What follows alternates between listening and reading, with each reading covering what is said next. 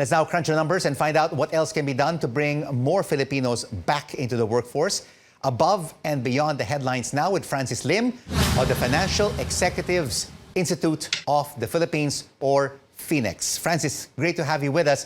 What is your interpretation of these jobless numbers? Why are there still 4 million of our kababayans still unemployed when the economy has further reopened over the past few months? You know what that means, Rico, is that public confidence has not yet fully returned, despite the effort of the government to reopen the economy. Because even if you open the restaurants, the malls, the public transport, if the public does not have confidence in our ability to contain the COVID-19, they won't go out. And if people don't go out, despite the reopening being worked on by the government, our businesses will not open new jobs, or worse, will continue to cut down on jobs. And I think that situation we have to avoid to the maximum extent possible. So will the confidence only return, Francis, when more Filipinos get inoculated, get immunized? I think that will be a very big part of the equation, Rico. That's why for us, the earlier the inoculation takes place in a massive degree, the better. You know, I think that's the strategy of the United States. No?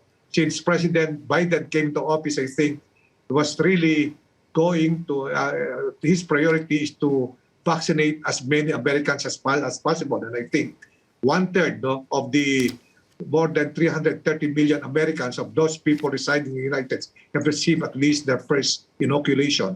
And I think that's the right strategy. But the number of vaccines arriving in the Philippines, Francis, is just trickling in. As of yesterday, only 44,000 Filipinos have been vaccinated. And most of the orders will be only coming in towards the second quarter and third quarters. So about second quarter, third quarter, yes. That's right. So how many % of the population should be immunized before that confidence returns to the economy? I think at least 50%. No? This is a educated guess of mine. At least 50% of our population should be inoculated as early as possible, so that we can fully recover the public confidence and therefore meaningfully open up our economy. If that's 55 million of the 110 million kababayans, then that could take quite some time. But of course, in the near term, Francis, is it also a failure in the stimulus initiatives of the government, the Bayanihan 2 and the Bayanihan 1 and the Bayanihan 2, that didn't have any impact on the economy and job creation?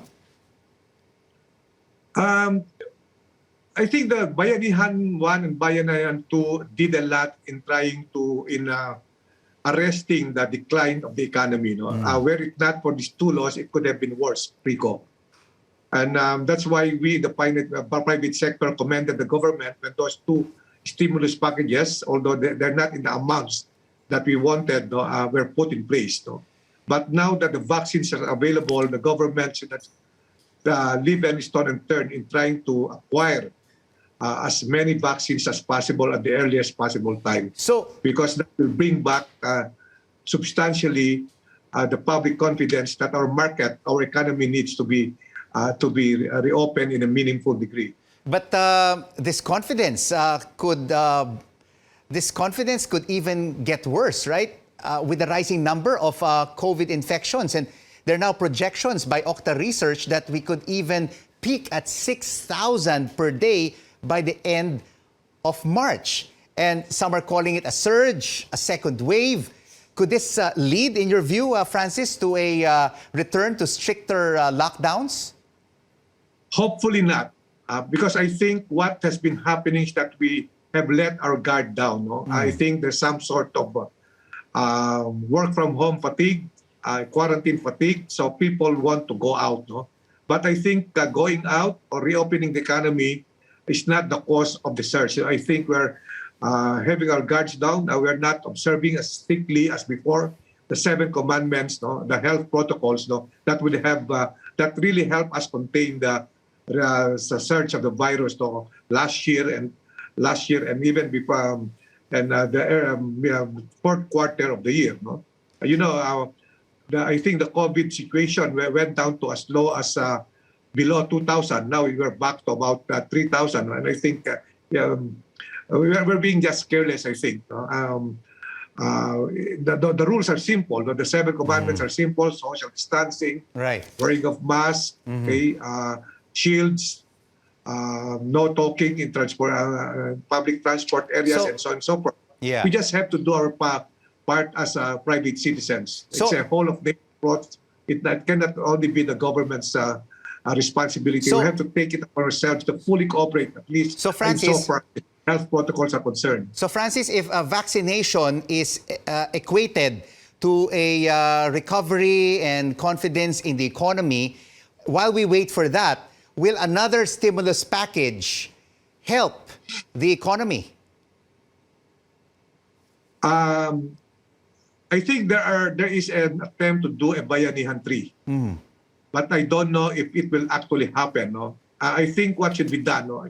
The government should look at areas where joblessness is high and try to create labor-intensive jobs in those places. For example, in the MAP meeting, General Membership meeting a while ago, one of the reactions to Secretary Nograles' presentation is that, and I think this was commented by former DPH Secretary Babe Singson, no? Yes, Babe Singson. yes. A good way to stimulate the economy is to put labor-intensive local infrastructure projects. That's really Right. the big items, because it takes these big ticket items, infrastructure items take time to do. No, but if you have a local high labor-intensive jobs in places where there is higher joblessness, I think that will help Right. do the trick. Thank you so much for joining us on Newsnight and for your insights on the unemployment rate. Francis Lim of the Financial Executives Institute of the Philippines.